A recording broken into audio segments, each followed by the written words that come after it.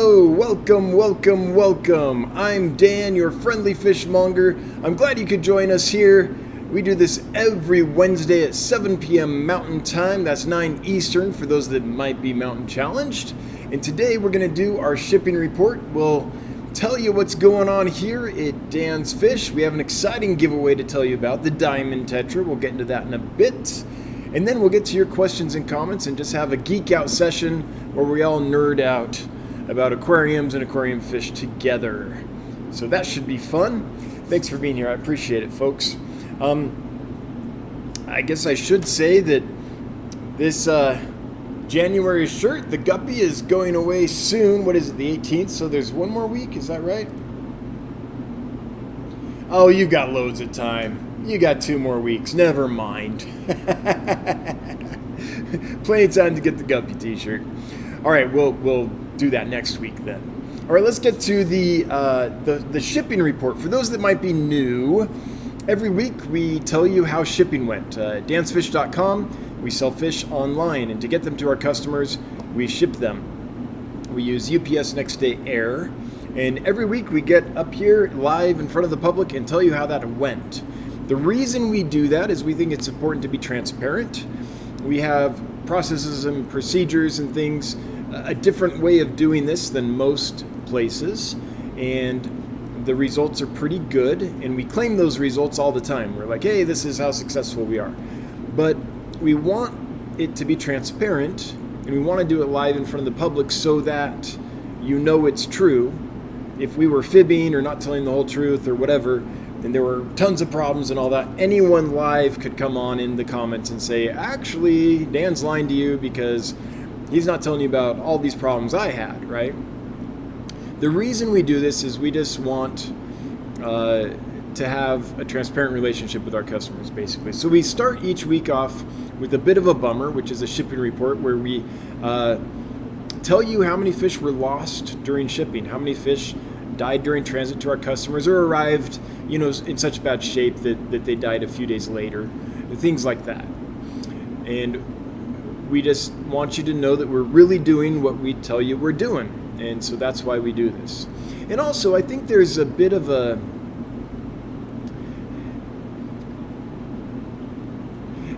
obviously there's a concern when people buy fish online, like how likely are they to arrive in good shape? Are they all going to die during transit? Like, is that cruel to the fish? All those things. So I think it helps doing this for people to see behind the scenes of what happens, so that people can be confident to order fish online, because it's so counterintuitive to do that. So that's why we do these shipping reports every week. So let's get going. This week is a bit of a doozy. We had, and I'll go into why in a bit, but we had higher losses than usual.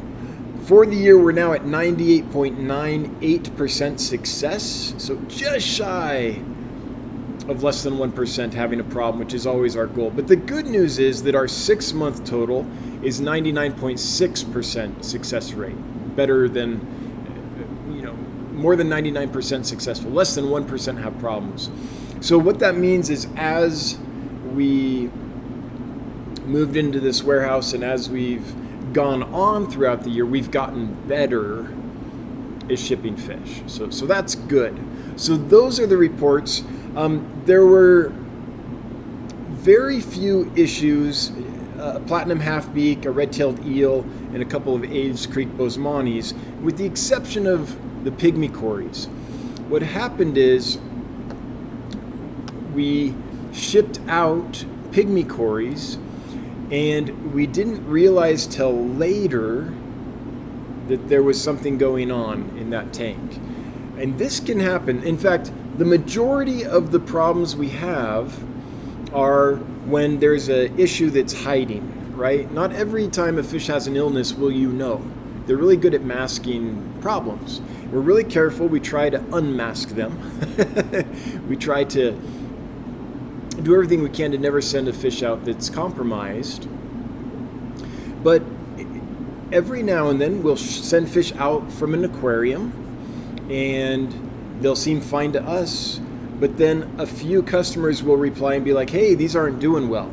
And we'll be like, that's weird, they're doing fine for us here, But when multiple customers tell you that, you know there's probably a problem with that tank, the fish that you pulled, whichever aquarium you pulled the fish from. The fish in that tank probably have a problem. And it's just not manifesting until they go through shipping, and then the stress of shipping makes the problem become manifest.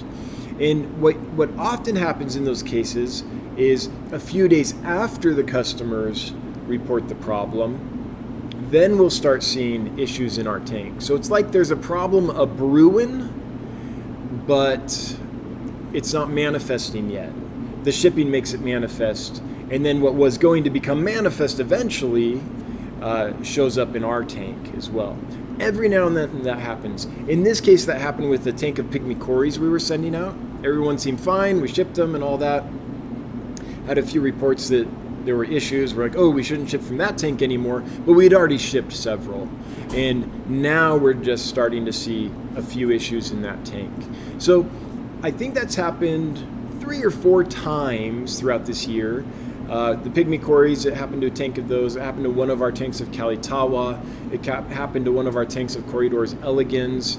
There was a tank of Celestial Pearl Danios at one point. I'm thinking throughout the last year, so I'm going on memory here.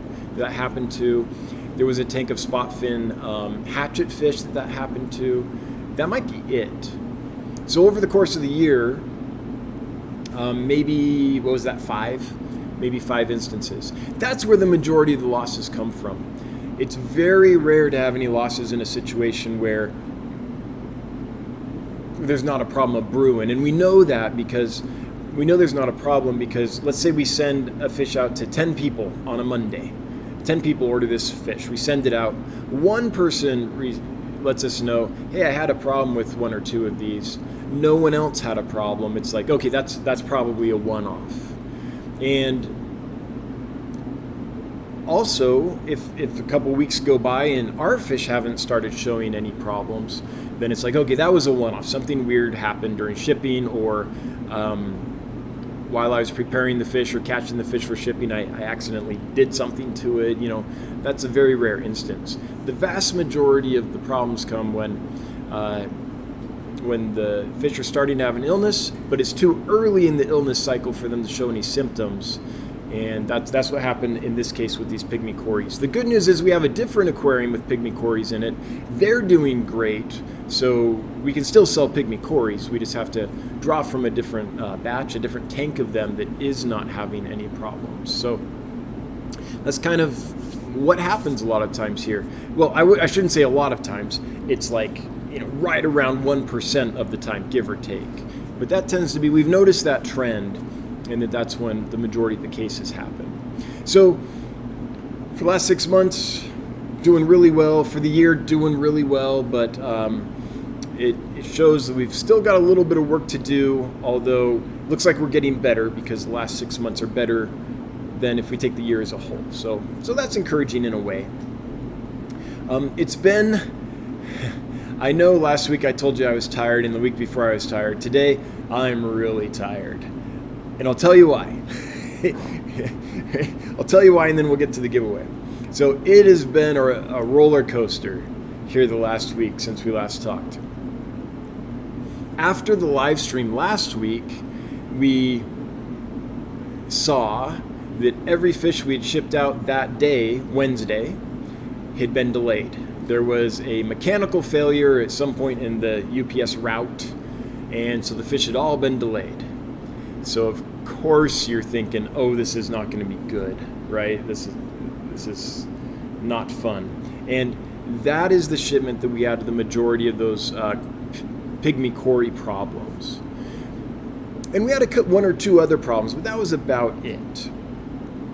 So delays Wednesday, the fish don't arrive till Friday. So that's a bummer, right? If you're a customer and you're expecting the fish to arrive on Thursday, because they should get to you the next day, and then you get a notice that says, oh, they're arriving Friday now, that's just a bummer. I get it. Not only are you worried about your fish's health now, but maybe you took work off so you could accept the fish. Maybe you scheduled your whole week so that it could happen on Thursday, and then they get delayed.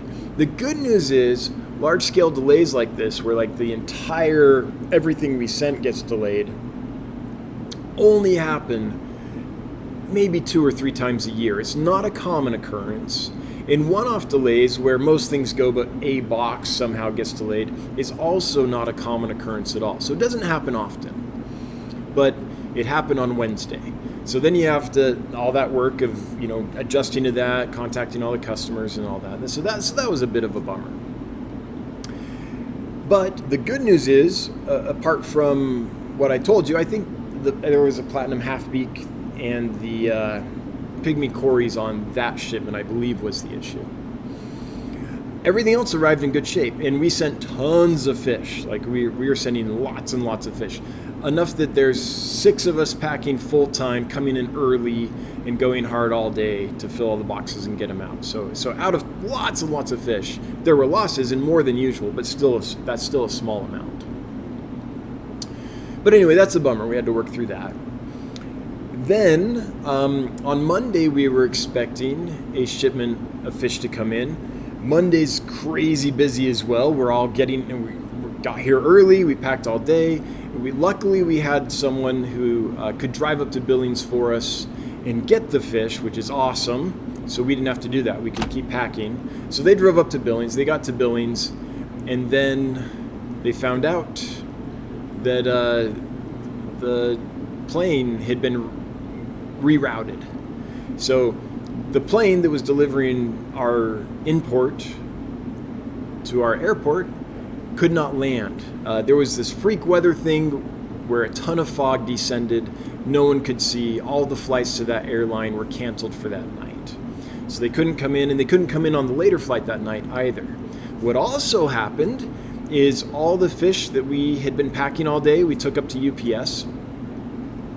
Those all got delayed too, because the airplane that flies from here to the UPS hub could not land at the UPS hub because that was fogged in.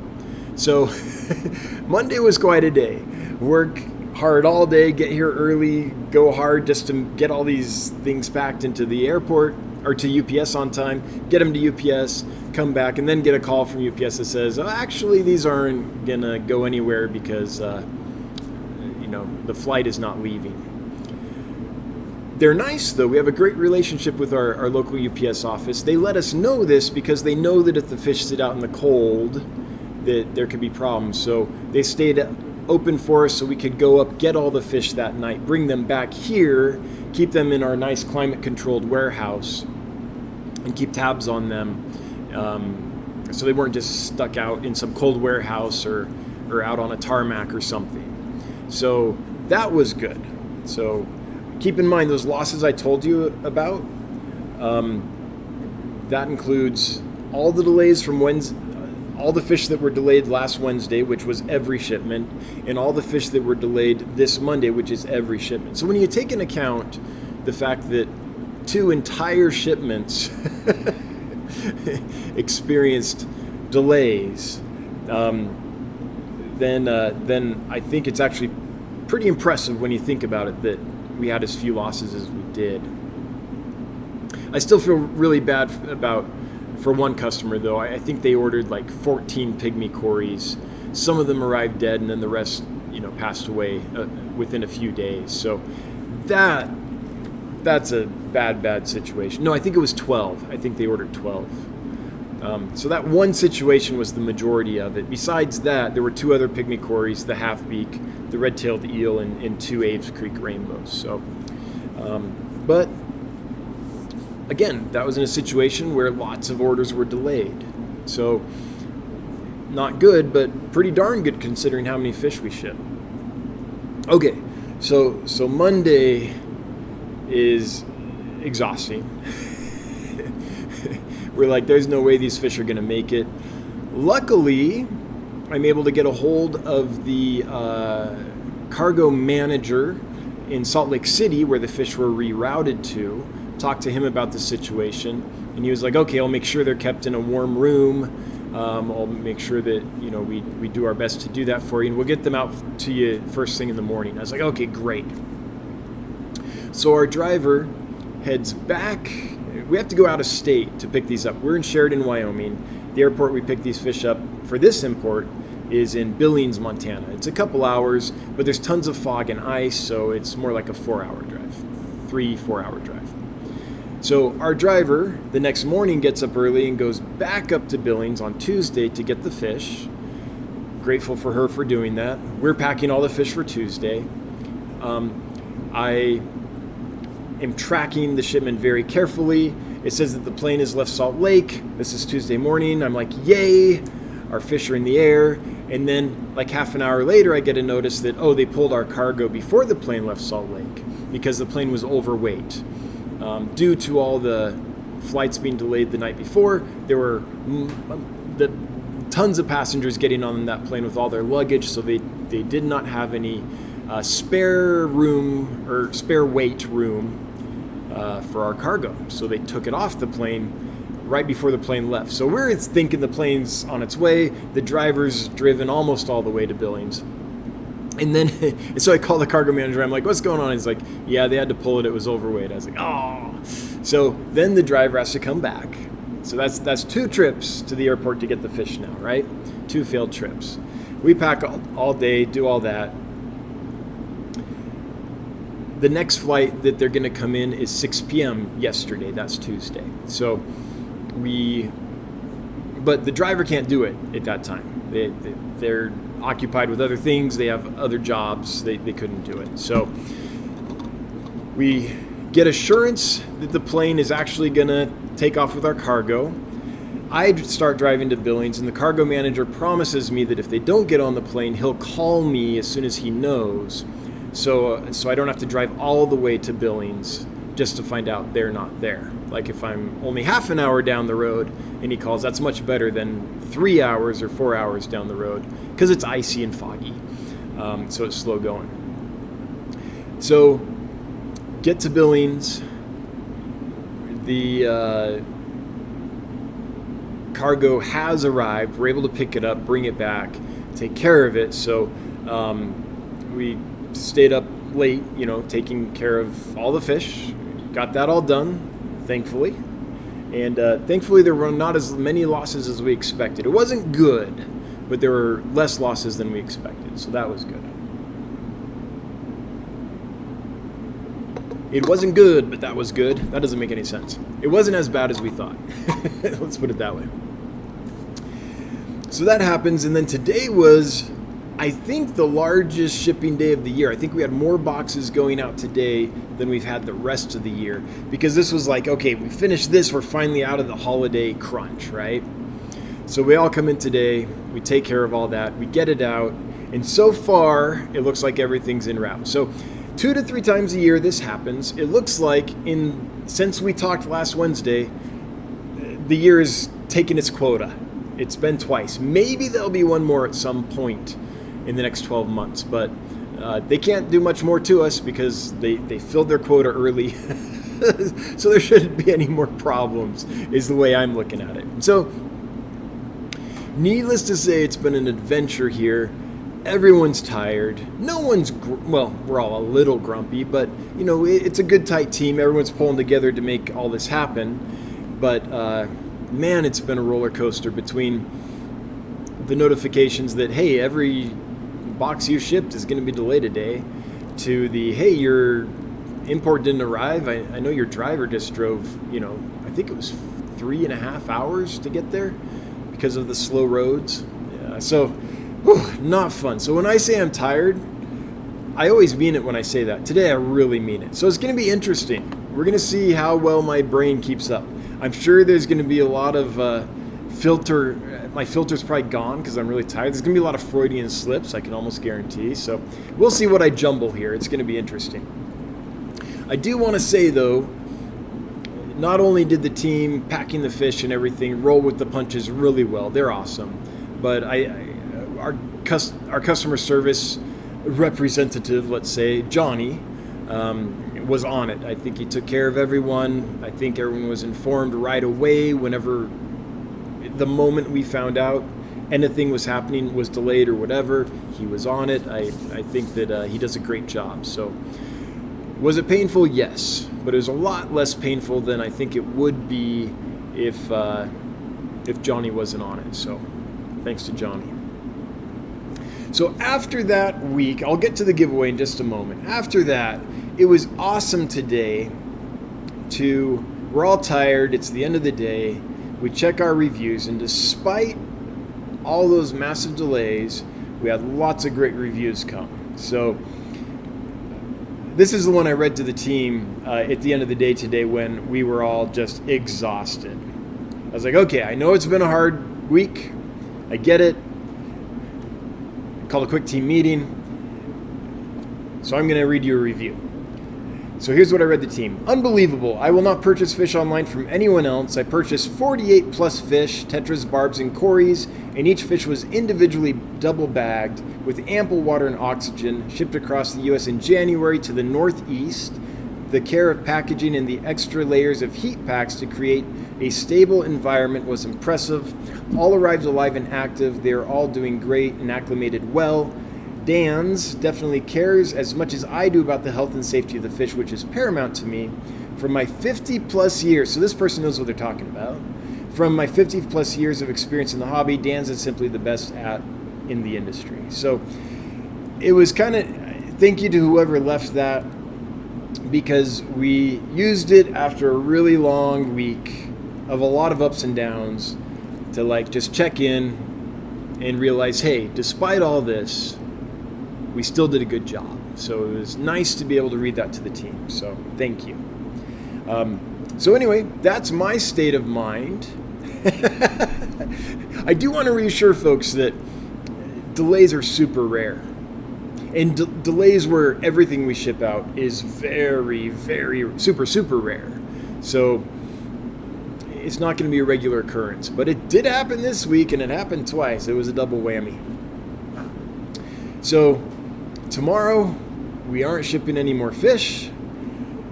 So we can all kind of breathe, catch up on the stuff that we couldn't do because we've been so slammed last week. And we're looking forward to just like, scrubbing some tanks, doing some low risk stuff. So anyway, that's been our week. It's been crazy. So let's get to the giveaway. We're going to give away some diamond tetras here. Diamond tetras are super cool, and ours are just getting big enough to start showing the diamonds. These nice diamond scales is what they're known for. Look at this. There's a grandpa one here somewhere that has, oh yeah, look at this. All those long extensions on the fins, diamond speckling. That's old man diamond tetra right there. Look at that. So, really neat fish. Interesting story in the wild. They, I think they thought they were extinct for a while, and then they found a small population in like a man-made little, I don't know if it was a cistern or what kind of little thing. And so they found some more, but it's a very endangered fish in the wild, if not basically extinct in the wild. And I think that's due to habitat destruction. Most of the issues we have with fish in the wild going extinct is from habitat destruction if they're freshwater fish. It's usually not overcollection for the pet trade or anything. Can happen, but very, very rarely, very occasionally. Almost always it's habitat destruction. So rare little fish in the wild. Common in the hobby though. This has been a well-loved fish for decades and decades. It's hardy, it's beautiful, and so it's one that will probably persist just because there's high demand for it in our industry, so there's a lot of fish farms breeding it. So even though it's kind of like the white cloud mountain minnow in that way, even though it's extinct or rare or almost extinct in the wild, it'll probably keep going at least for a while in our trade. Anyway, if you want to win some diamond tetras, enter hashtag a girl's best friend in chat. That's hashtag AGIRLSBESTFRIEND. No spaces, caps don't matter, and there's no possessive, no apostrophe. Apostrophes are redacted. So just a girl's best friend, hashtag a girl's best friend, and we'll get you some diamonds.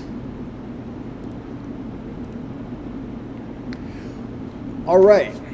With that, Now you all know what's going on in my neck of the woods. I want to find out what's going on in your neck of the woods. So let's get to your questions and comments. Before we do, as always, I want to thank my moderators. They volunteer their time every week to keep this stream running smoothly. I want to thank them. What am I doing? I'm sharing the wrong screen. I want to thank them for doing that and just let them know that they're appreciated and their service is noted. All right. With that, let's get to... Oh, I missed a couple things. Hey, Carol Cox became a new member. Thank you, Carol. We appreciate you joining the Fishmonger crew. Welcome. Leo209 Aquatics. This is why I love the quality you send. You guys do the right thing and won't sell more until you find the problem. Here, take my money, ordering soon. Thank you, Leo. Yeah, I mean, we do our best to not have problems. Every now and then we miss one, though. As soon as we know, we do try to correct it. So, yeah. Well, thanks for noticing. Killers Aquatics and Reptiles. Hang in there, Dan and crew. Oh, we are. I think tomorrow, after a good night's sleep, and without the stress of shipping and delays and all that looming on our shoulders, at least for the next few days, I think we'll all bounce right back. It's good, though. This is definitely a stress test, right? You know, when you put someone through a stress test to find out how well does their heart function or whatever, it's good to go through these because then we see A, how well do our processes and procedures function when there's problems, and B, it's just awesome when this happens to see how the whole team responds. You know, we all just gang up together to solve the problem and keep pushing on. So it's great. No one screamed and yelled at anyone. No one had a meltdown. No one blamed anything on anyone else. You know, no one had a pity party. It's a good team. So despite all that, or, you know, because of that situation, just seeing how well everyone handled it, yeah, just have the best people. I'm really thrilled. Kelly Foreman, here's to a better week for the Fishmonger crew. Yeah, next week will be better. We've just decided. We've told the universe next week's going to be better. Statistically, it has to be, because we already had our 2 massive delays for the entire year. That's done. Chris Resker. Oh, it won't let me see yours, Chris.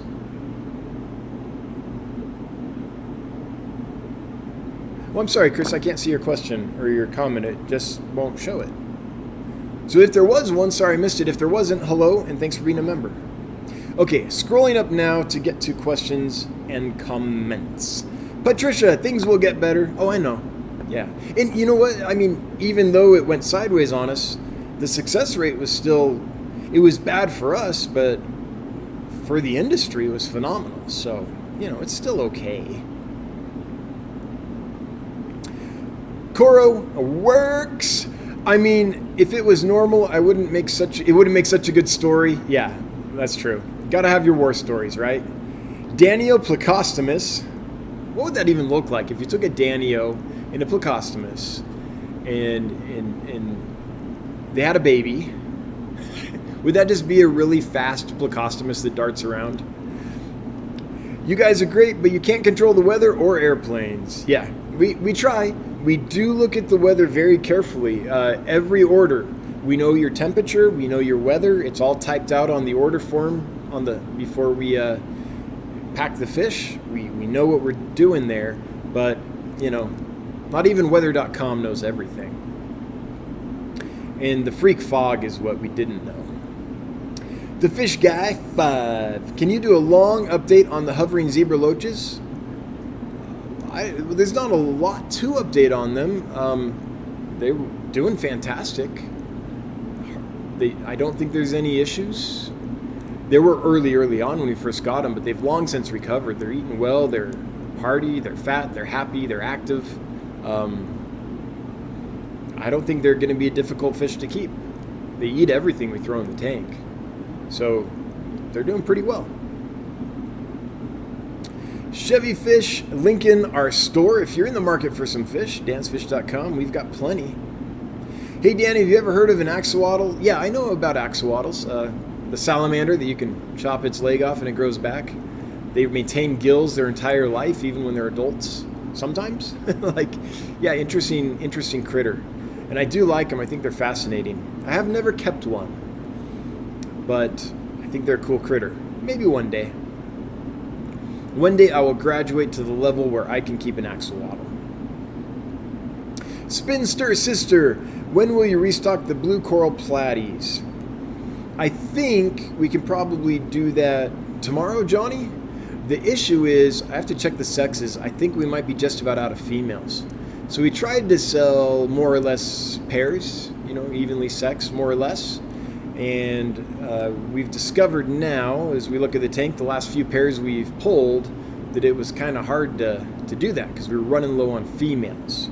So we still have several of them, but I don't think we're going to be able to get pairs anymore.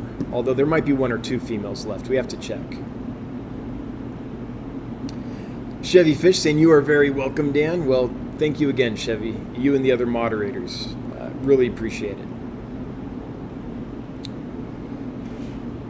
Random Arms, if you have a question or comment you would like to see and address, please tag him with @DansFish or just DansFish so he sees it. Yep, if you do that, it turns bright orange for me. So as I'm scrolling through here, I'm looking for these bright orange things to comment, to respond to, right? So, oh shoot, it just jumped.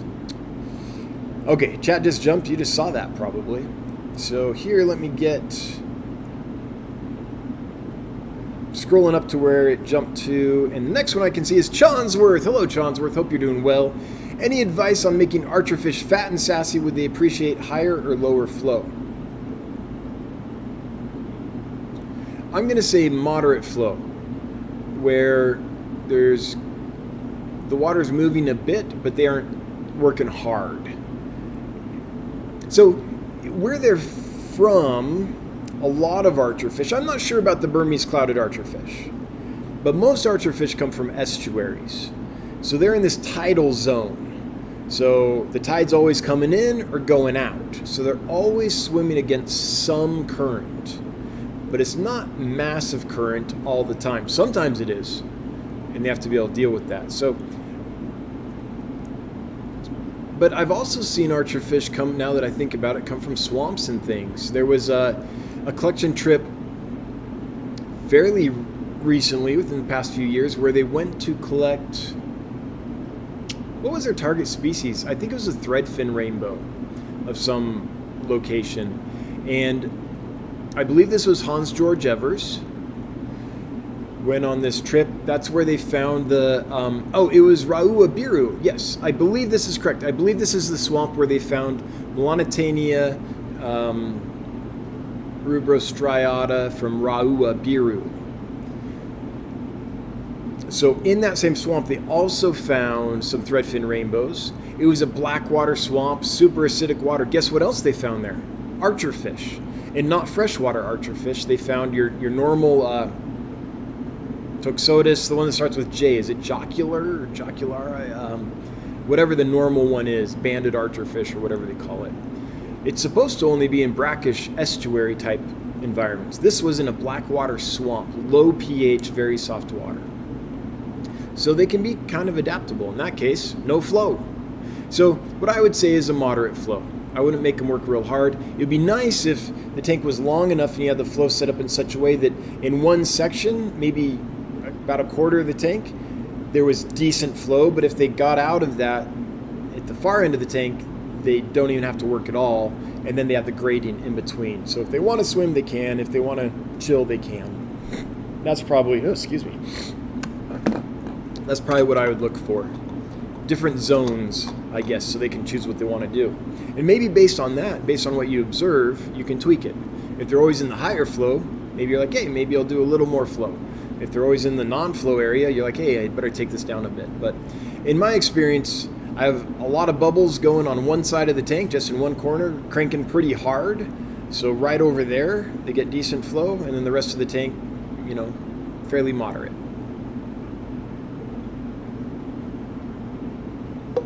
I see someone sending a message to Kelly Foreman saying, I hope you get better, hope you feel better. So me too, Kelly, if you're feeling out of sorts, I hope you heal up real soon.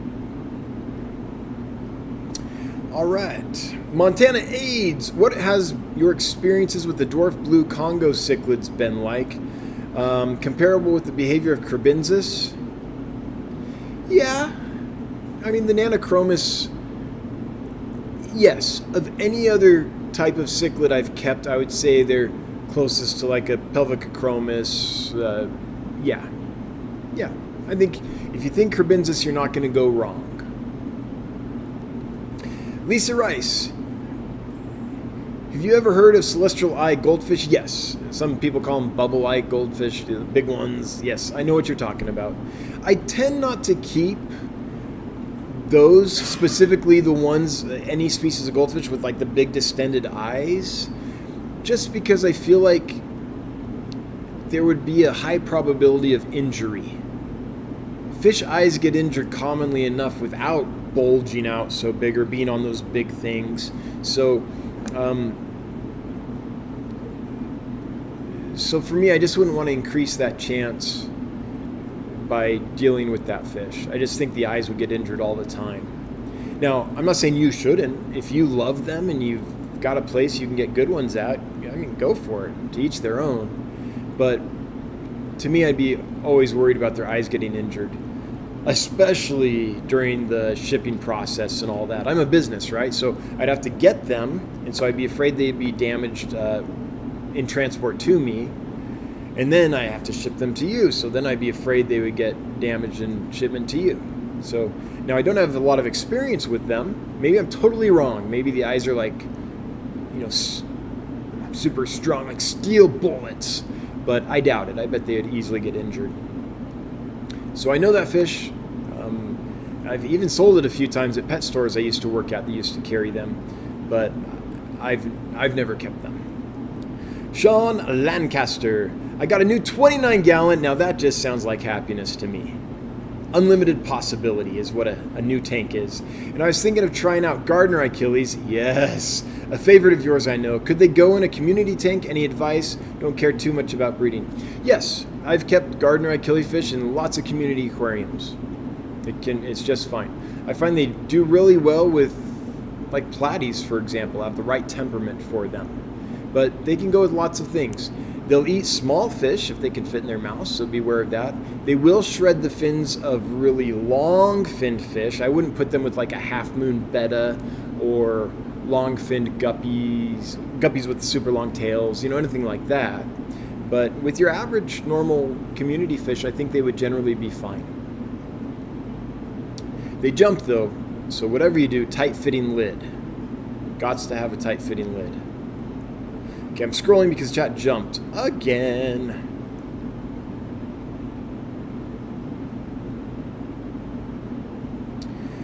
Foxy's Fishes, let us know when you're ready for an axolotl. We have big spawns of leucistic axolotls right now. Oh, that's awesome, Foxy.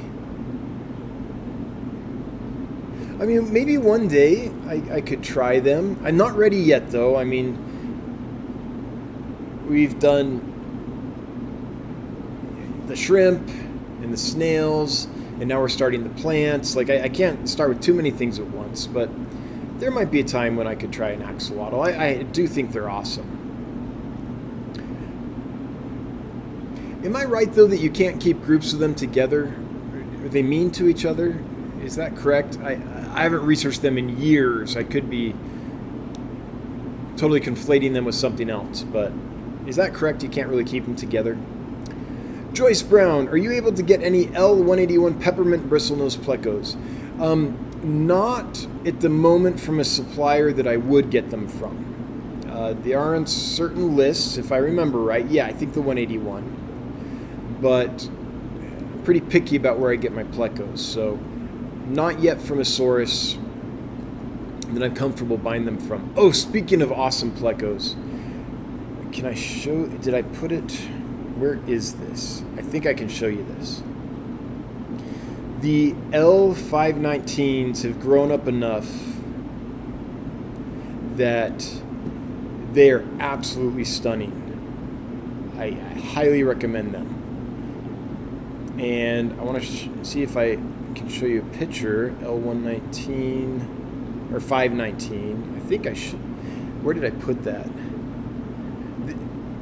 So we bagged some up recently to sell them, and they've grown so much and matured so much that they just look fantastic. Oh, I don't have it here at hand. I'll have to do it another time, but I don't think I've actually even... I think I took that picture, but I don't think I've loaded it in or anything yet. But that is a good looking fish, the L519. I think our picture... I'm going to go to Dan's Fish Quick Field Trip. L519.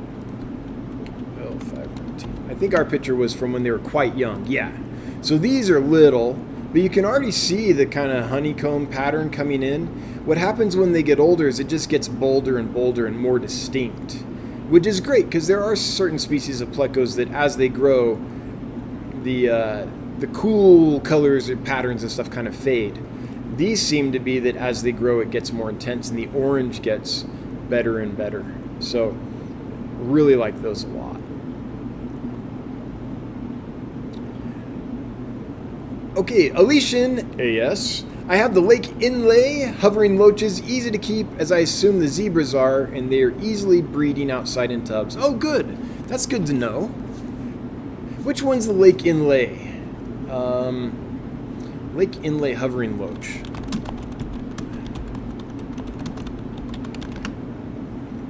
Which one is that? Oh, Brevis. Yes. Yes, very similar to the ones we have. I'm glad to hear they're breeding for you. That's pretty awesome. Lisa Rice, yes, I've heard of celestial eye goldfish.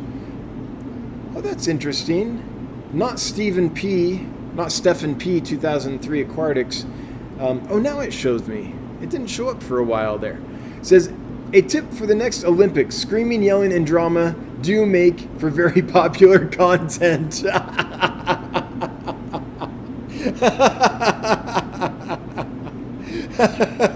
Yes, yes, says our video editor. I always hate the fake drama. Okay, so my background, right, is the entertainment industry. I can spot fake acting and all that from a mile away. One thing I always hated about... I really tried to like the show Tanked. I wanted to like it so bad, but one thing I hated is when they had that fake drama. They'd always have some scripted thing where they were trying to make it seem as if there was drama. And they're such bad actors, they're not actors at all, that they couldn't pull it off. Every time I was like, oh, come on, that's not real. Like, none of this is real. So we can do some like soap opera-y, Tanked style, really fake drama for you.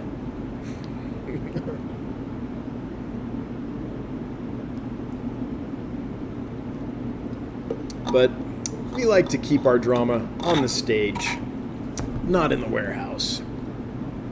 Sniffin' Poots.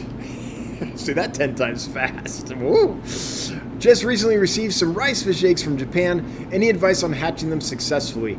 Yeah, they're actually fairly easy. Just treat them like killifish eggs. Well, I'm assuming you've bred killifish apparently. So, yes, I would just keep them in aged, gassed off, stable, dechlorinated water.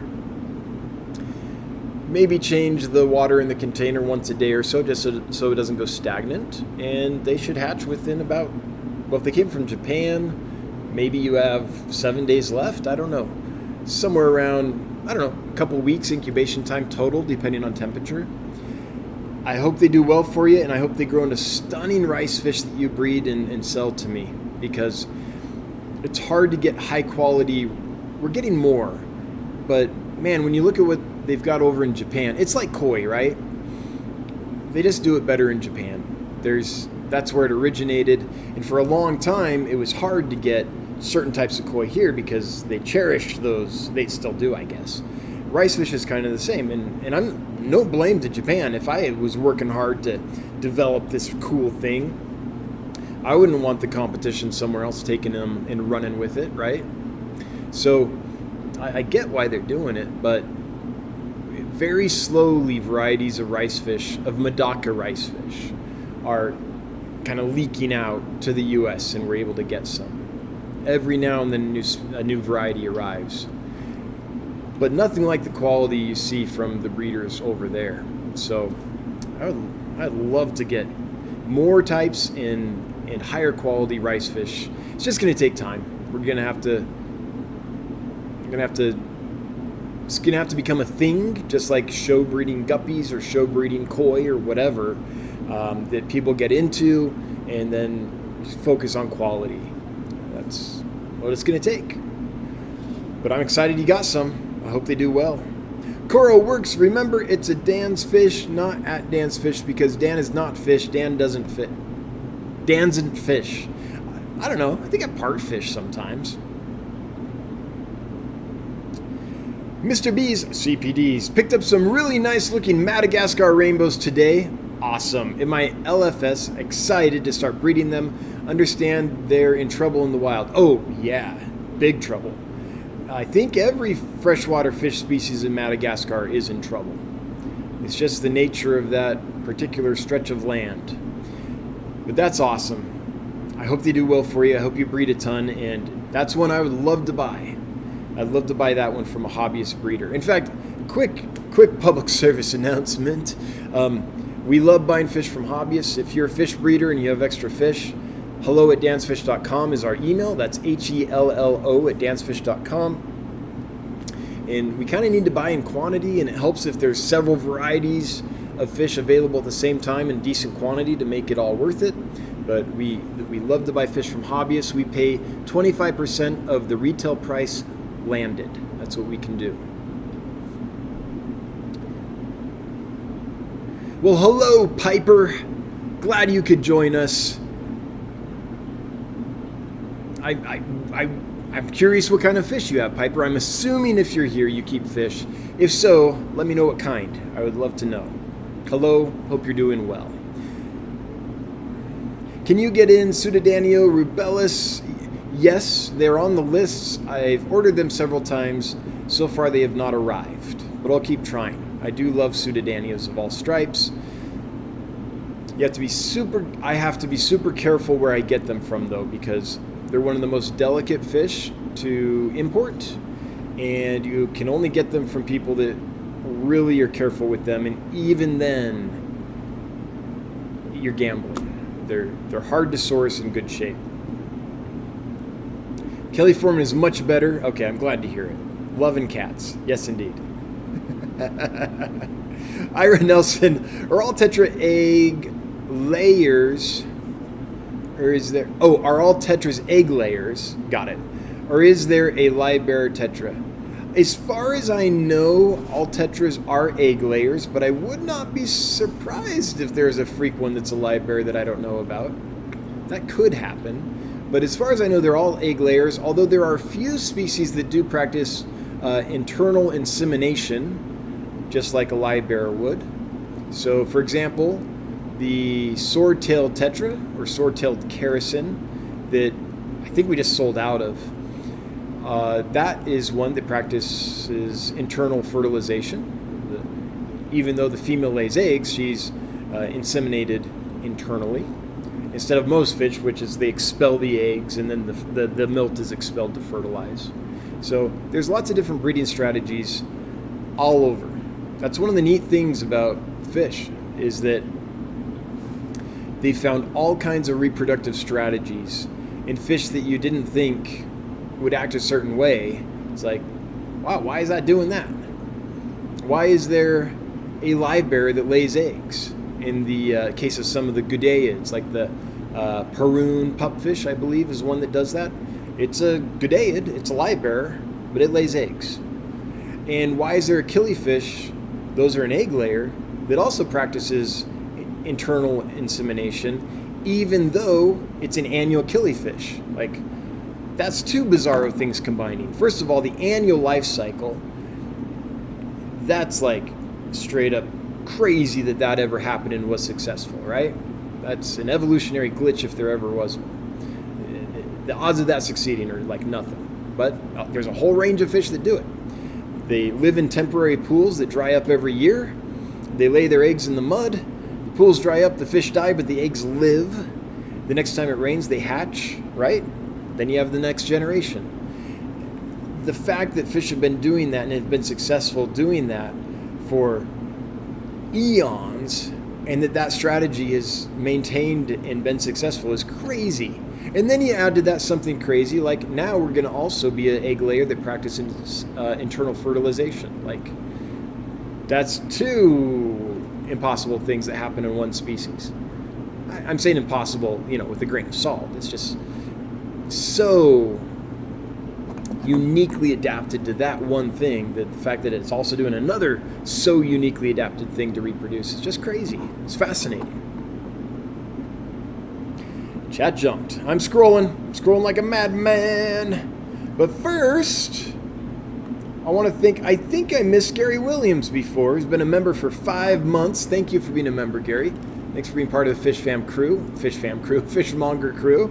Hello, Fish Fam. Hello right back to you. And Kayla's Aquatics and Reptiles throwing down a generous super chat with the Pippy Dude. Thanks, Bob. I appreciate you. Hope you're doing well. Scrolling here. Okay. So I'm scrolling back up because chat did the jumpity jumps. We've got 287 folks here. That's 286 folks here. That's not so bad. If you wouldn't mind taking a moment to share this out to all your exes, we can grow the stream and make the chat extra dramatic for Stephen P. 2003, who apparently likes the drama.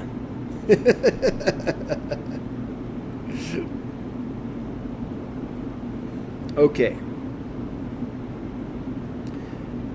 I think this is the next one. Patricia Kloppel.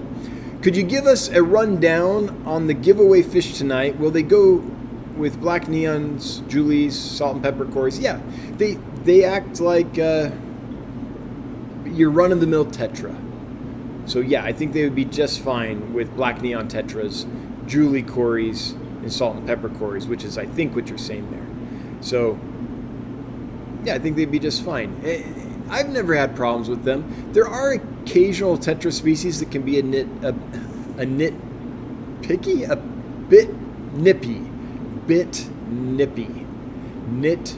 They can be a nit bippy.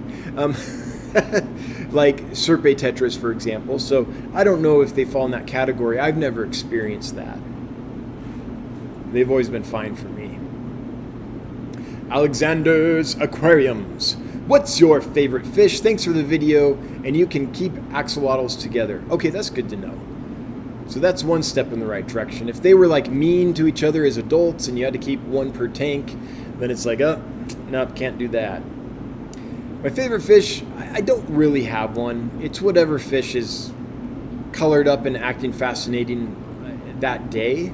Because I walk around the fish warehouse, one day there'll be a rainbow fish that's fully flared up and displayed, and I'll be like, that's the best fish ever. And then the next day there'll be a Tetra that's fully colored up and displayed, and I'll be like, that's the best fish ever. And then the next day there'll be a live bear that's doing it. And it just depends.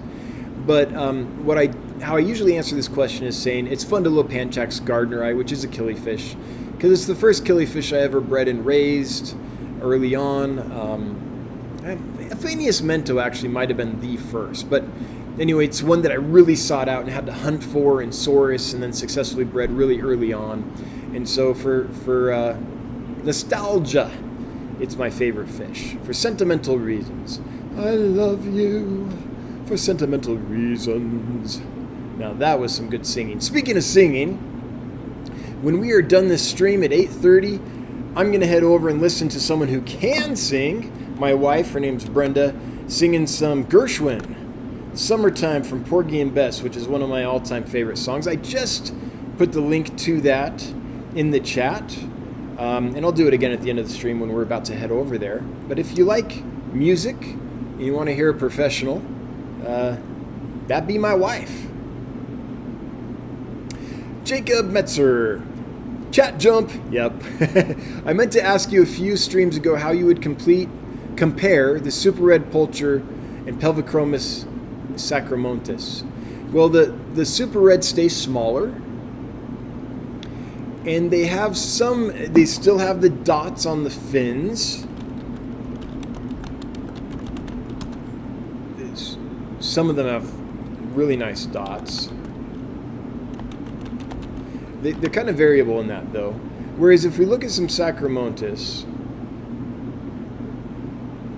okay. Well, first of all, this says Sacramontis, but that looks like Pulcher to me. Oh, I gotta show you guys this. That looks like Pulcher to me. But I mean, I could be wrong. But if you look at the Sacramontis, this one has some dots on the tail. This one kind of doesn't. But you see that strong lined pattern? Yeah, that strong line pattern with the orange belly.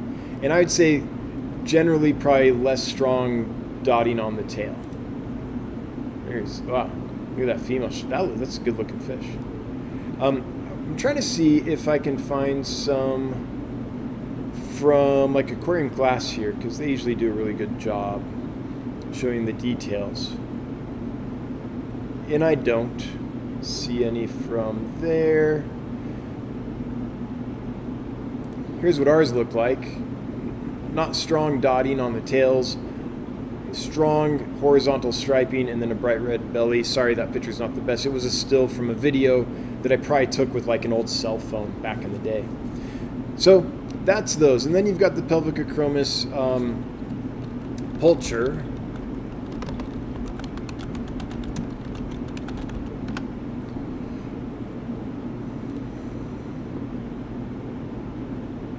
A little more yellow, I would say, in Pulcher. And I think the dotting on the fins just tends to be stronger. Yeah, that's what I'm going with. But I mean, they're fairly similar fish. Sacramone gets a lot bigger though. That's right. Sacramonti. I think the S on the end is actually silent, if I remember right. I don't know. My Latin's not good. 291. All right. Oh, and then we dropped immediately to 288. I was going to say, thanks for sharing it out. I guess folks did, and the people came and were like, yeah, this ain't not for me. Foxy's fishes, you can keep them together, the axolotls, provided they are given enough space and hides. A 20 long is good for 1, a 40 breeder for 2, and so on. It's harder to keep them together as babies, always hungry. Oh, that's maybe where I got that from. Watching a breeder who maybe separated babies out early on. Oh, that's interesting. Orange cones, show my F2 Farwella egg pic. I would, but it's like on my phone. So, I mean, I'll show it. I don't have it on my laptop to show it, but this is cool. So, Orange Cones is breeding Farwellas. Always breeding Farwellas. And this is neat. So, there's some juveniles that she has that have bred and produced viable eggs. Not massive clutches, but nice viable eggs. And then this is a couple days later. And you can see the little embryos, at least I can on my phone. You can kind of see the little head and the little embryo with the yolk underneath. Anyway, I don't have them on my computer. They're just on my phone, so I can't really share them in a way that's high quality. But I think it's awesome that you're breeding those. Still would like to buy some from you. I know shipping isn't for everyone though, so I get it. OMG, I found Nemo. Will you be getting any platinum rummy nose tetras or Amazon puffers in anytime soon? I plan to have some available. I hope to have some available soon, but that's still in the works.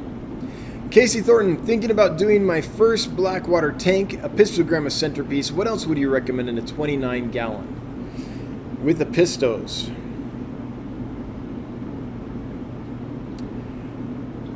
I would look at some black morpho tetras. If you can find them big enough to go with your pistos. I don't know which species of pistos you're getting, but that's a fish I really like. The black morpho tetra.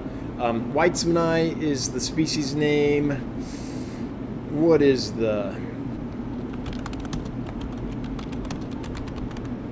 these guys? Long been one of my favorite fish, a true blackwater fish. Yeah, that one might be spiced up a little bit in Photoshop, but not much. I mean, that looks totally normal. And this might be normal, but maybe it looks a little saturated, but they're a really beautiful fish. Oh yeah, here you go. There's them in display. Their fins all extended. So maybe something like that. And then I'd probably go with a dwarf hatchet species up top. Maybe a pencilfish species, like equus or something. Kind of a mid-water swimmer, the equus.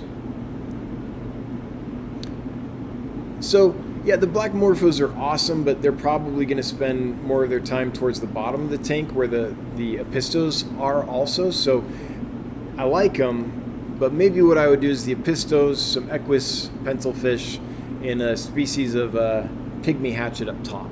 Yeah, that's what comes to my head. Sniffin' poots.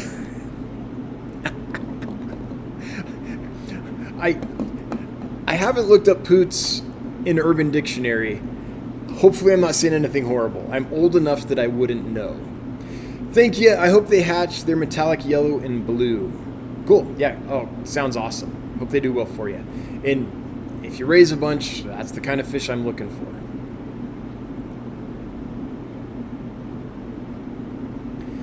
Bat Poppy 52. If you're ever interested, I have Yozakura Gold, Champagne Gold, and Lecris Medacas. Yeah, I'm interested. Please email us. hello@dansfish.com. That's HELLO@dansfish.com. If you wouldn't mind sending us pictures of your breeders and the babies, that would be great. Let us know how many of each you have available, and we can go from there. TK Rulik. Dan, you ever seen the red cherry tetras? Ephesobricon musil. It's one of the newer tetras coming in. Expensive for a tetra, but really nice color. Any plans to bring them in?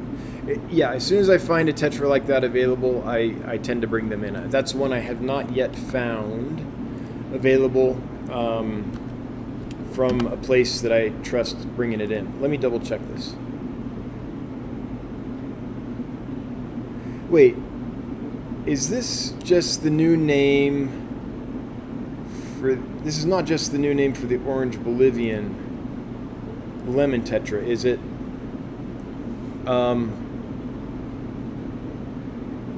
Yeah, I don't think so. Oh, the novel... Okay. Aquarium Glasser telling me. The novelty also bears certain resemblance to the Bolivian orange, which in turn is placed in... Okay. In contrast to the Bolivian orange, the Musil red cherry has a red caudal fin. This is transparent in Bolivian orange. Okay, got it. So it is a different fish. I looked at that fish and I was like, that looks an awful lot like a Bolivian orange lemon tetra to me. Yeah, it totally does. But yeah, that's the kind of fish I like bringing in. So when I find some available from a source that I think will do a good job, I will do that. Hunter McLaren, hey, could you give us a rundown on how to make a DIY filter floss water polisher? You mentioned it on a previous live stream. Yes. I would take a water bottle. I'd poke a bunch of holes in the bottom with a drill. Drill a bunch of holes in the bottom, maybe down in the bottom on the sides too. I put just a little bit of gravel in the bottom so that it stayed upright for me, so that it was weighted on the bottom. I would take a PVC pipe and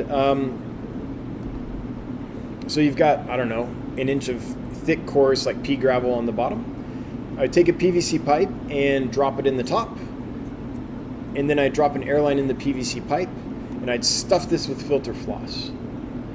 Then what's going to happen is, as the water bubbles out the PVC pipe, and it's got to be tight on top, right? So there's not much space between the PVC pipe and the side. So you might have to drill a hole for the PVC pipe or something.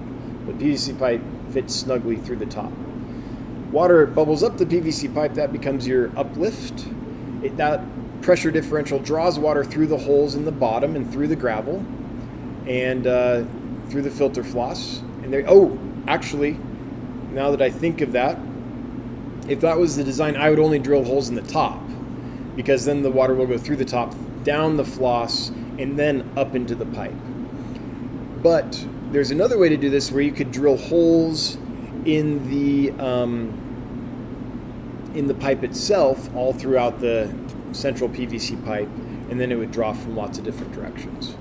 But if it's concentrated on the bottom there, which it would be if there are no holes drilled in it, it would just suck on the bottom, in the spaces between the bottom of the pipe and the gravel it's resting on. Then I'd put the holes in the top, because you want to force the water to go through that filter floss before it goes into the pipe there. So, I don't know. Hopefully that made sense. It's not quite the perfect demonstration, but I'm sure if you looked on like the King of DIY's channel, you would find probably 10 videos on turning a water bottle into a water clarifying filter with filter floss.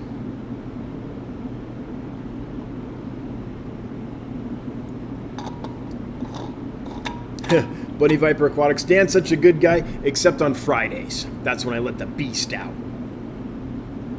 Some guy, how often should gobies like orange fin, Ariofuscus, Paluin, etc. be fed? Bought them from you.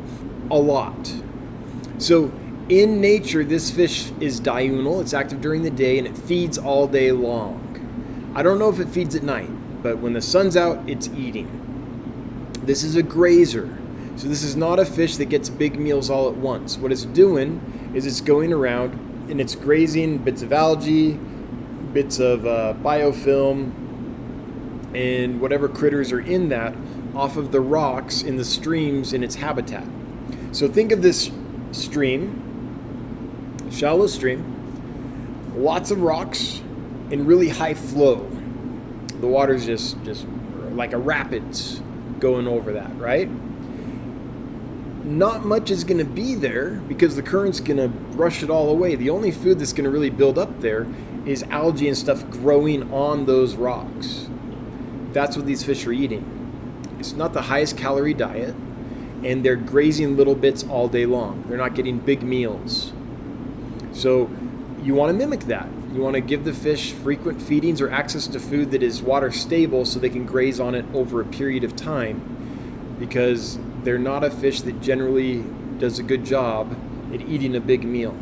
If you don't do that, they're gradually going to waste away. So give them food that lasts a long time that they can graze on.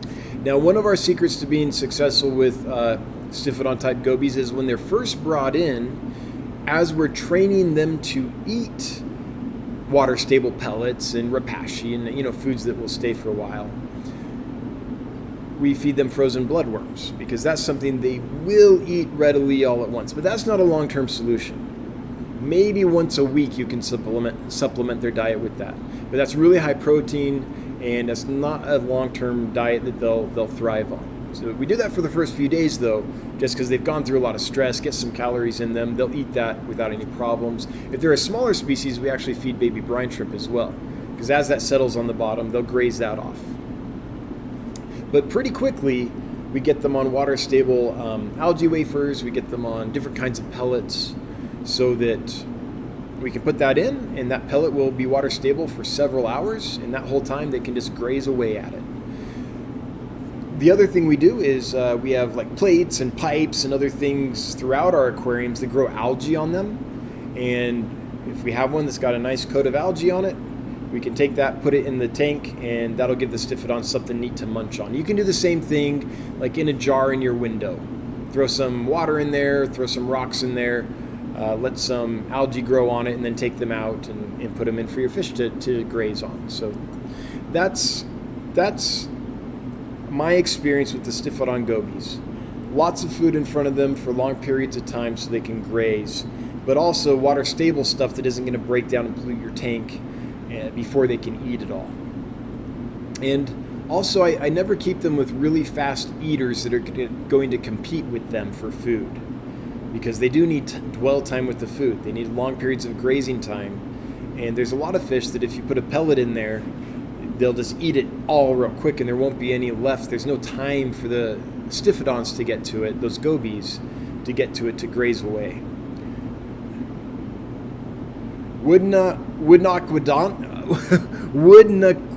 oh geez, why is this so hard to say?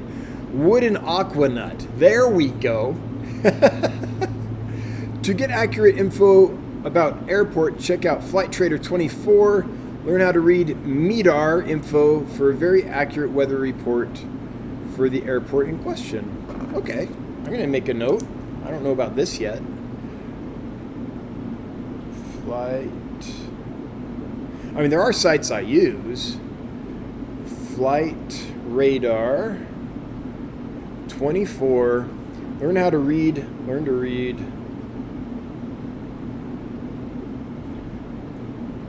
METAR. Okay, thanks for the hint.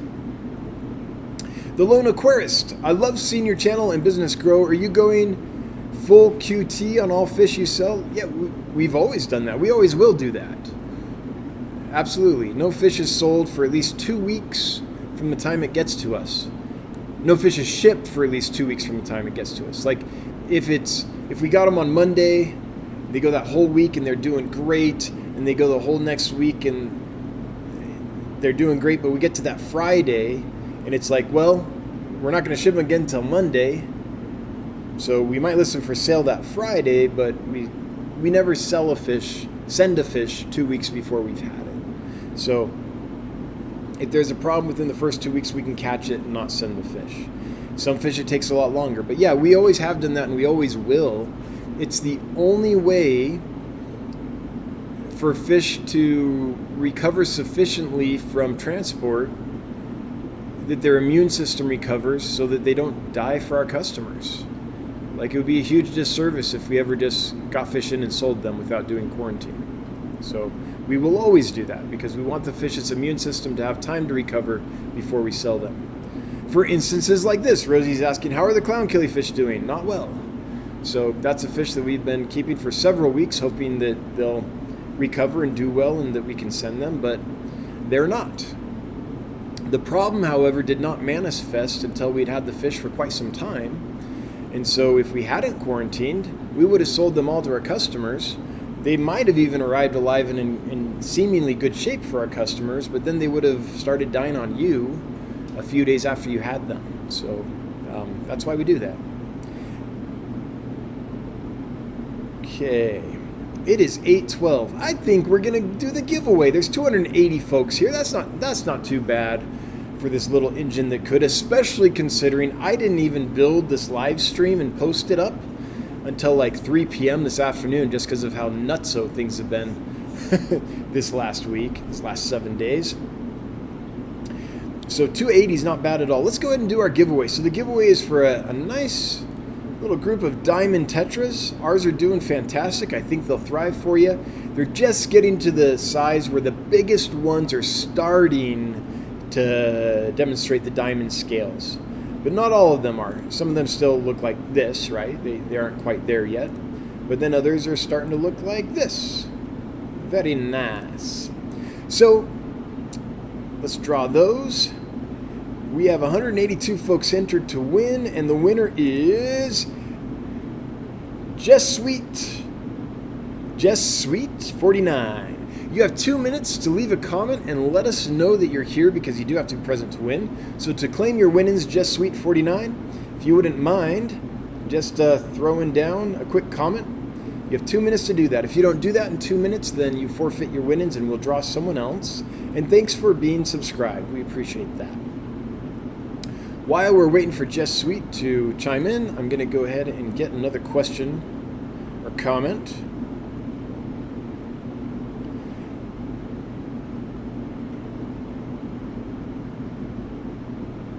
Okay, Chevy Fish posting where you can get the merch on the YouTube channel.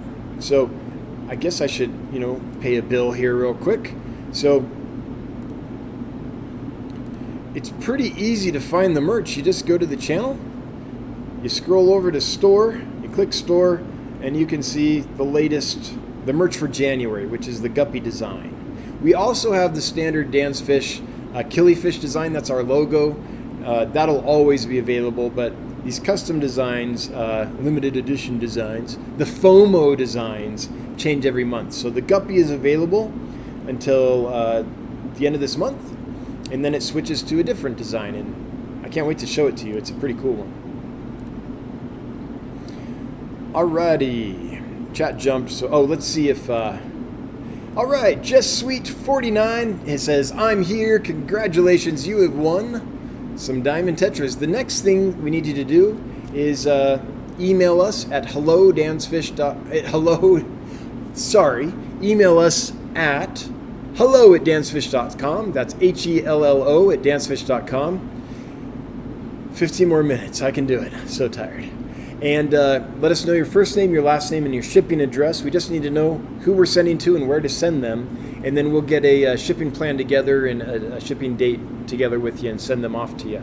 Now, we do require that email be sent within 24 hours. So do that within the next 24 hours, Jess, and you will have won. Congratulations. And thanks for playing. Thanks for being here. Thanks for participating. I'm scrolling because chat jumped. Again. Oh, wow, it really did. Fantastic Freaks is the next one I can see. I've been bouncing around asking different people's opinions, but I'm setting up a 510-gallon tank. Oh, that sounds awesome. For a Maboo puffer. What wattage heater would you suggest and how many total heaters? Oh, man, fantastic. I wonder if I'm the right person to answer that question. Just because the way I run and have run my fish rooms for so long has been I heat the room, not the tank.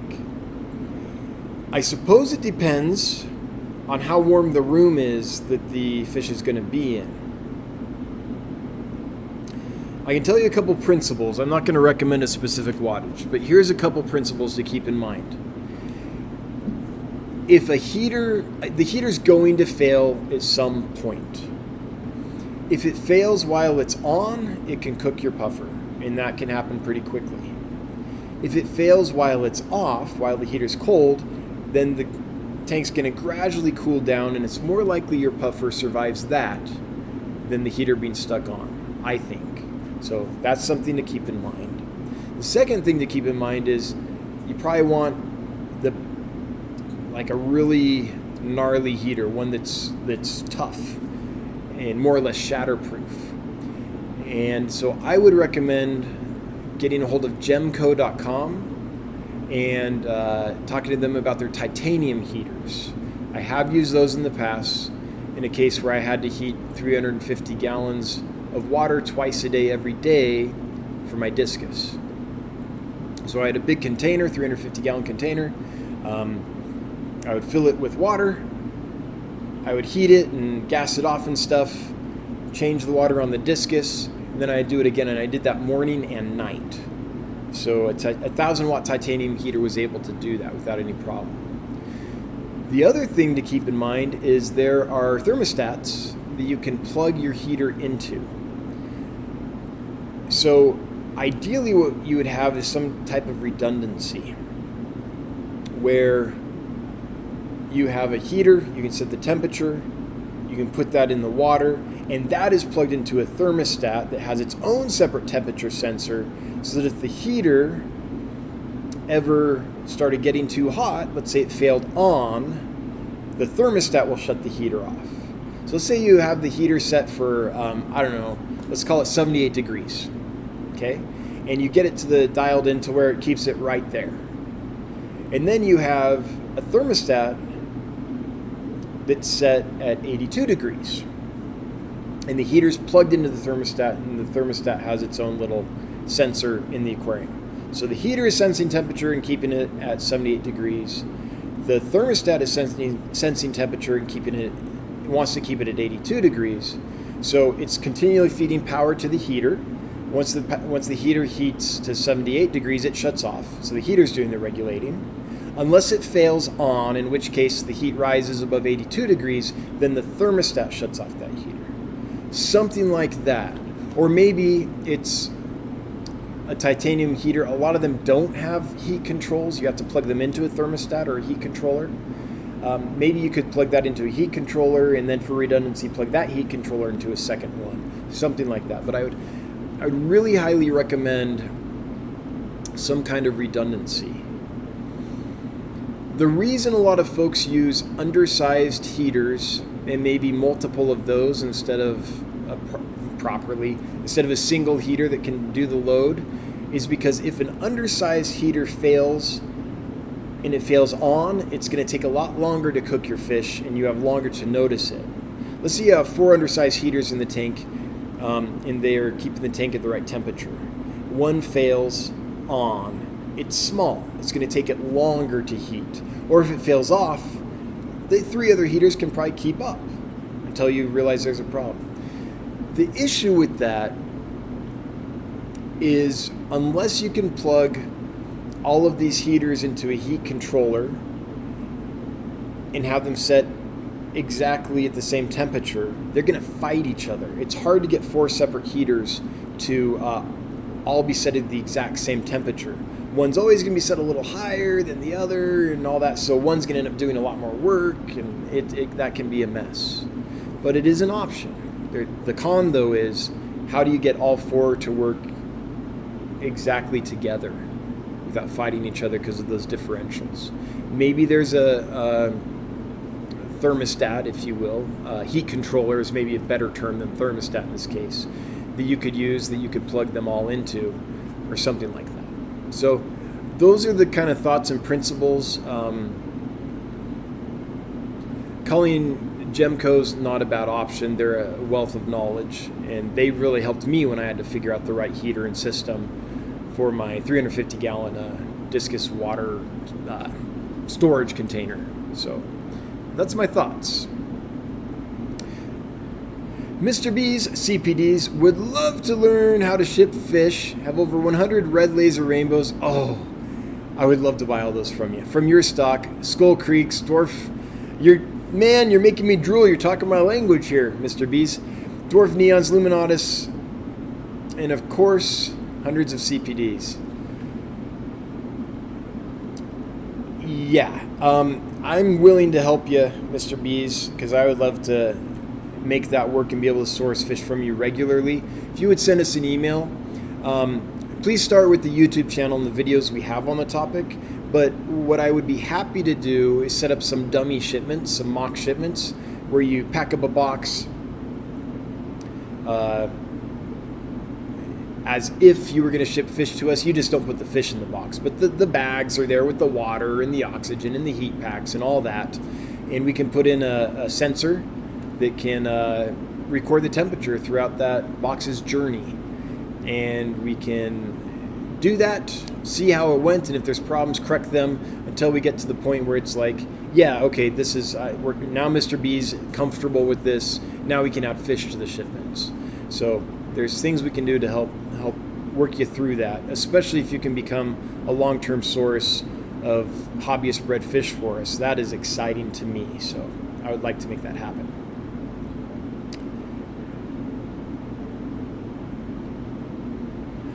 U.S. Scaper. U.S. not scraper. You missed an opportunity to make it diamond hands. Oh! Yeah. Lisa Rice, do you like amphibians? Yeah, I love all animals. I'm an animal nerd. I built an aviary when I was, I don't know. Random Arms, do you remember that aviary we built in the backyard? Yeah. I was like 13, 14, yeah. It was like, this was before I really got into fish, so maybe I was 12. I had a friend that had a lumber mill and had a bunch of scrap lumber from it and just chorus lumber. Went up, loaded the truck, brought it back, built myself a little aviary. I kept and bred cockatiels and parakeets and diamond doves and button quail and zebra finches and stuff like that. I've kept and bred lots of reptiles over the years. Anything from colubrids to chameleons to horned lizards, different types of anoles. I love all that stuff. Whites, tree frogs, newts, all that stuff. Yeah, I like all that stuff. When it comes to animals, I love them all. Just fish are the ones that tick most of the boxes for me. Here's what happens. Any animal I really get into, I get collectoritis, right? There's so many cool ones. I'm like, I can't live without all of them. And the animal that it's easiest for me to actually properly care for and do right by the animal and still have large numbers of them, like different varieties, and see all kinds of them and be able to observe them and breed them and raise them and enjoy them, is fish. I like all the others, but I at one time probably had 6 types of birds going, and that was the max I could handle. I wanted many, many more, but couldn't handle it. Reptiles, I forget how many I had at one time, but it got to a point where I was like, I can't do any more, or I couldn't take care of them properly, and I still want more, but I can't do that. So with fish, I can keep lots of them and still care for them properly, more than any other type of animal I've ever kept. So yeah, I like all animals. It's 8:26. We're going to shut this down. I want to thank everyone for being here. First, my moderators for doing what they do. Thank you. Next, to the members of Fish Fam. Why do we call it? Because I'm tired, that's why. The Fishmonger crew. It's not the Fish Fam crew, although that's worthy too, but the Fishmonger crew. Thanks for being a member of the channel. Really appreciate it. That little bit of recurring revenue every month adds up as we grow the memberships, and it really does help our little startup business as we're in the startup stage. So most appreciated. Everyone that threw money at us, thanks for the super chats. Everyone that left a question or comment, thanks for participating. If you are lurking, hail the Lurker Nation. If you're listening to the replay, hello from the past. And if you're listening on the podcast, once I can finally get these posted to the podcast, it's been crazy busy, but I'll get to that. Then, thanks for listening.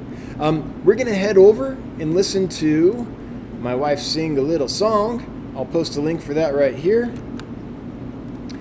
That's where I'm going to head.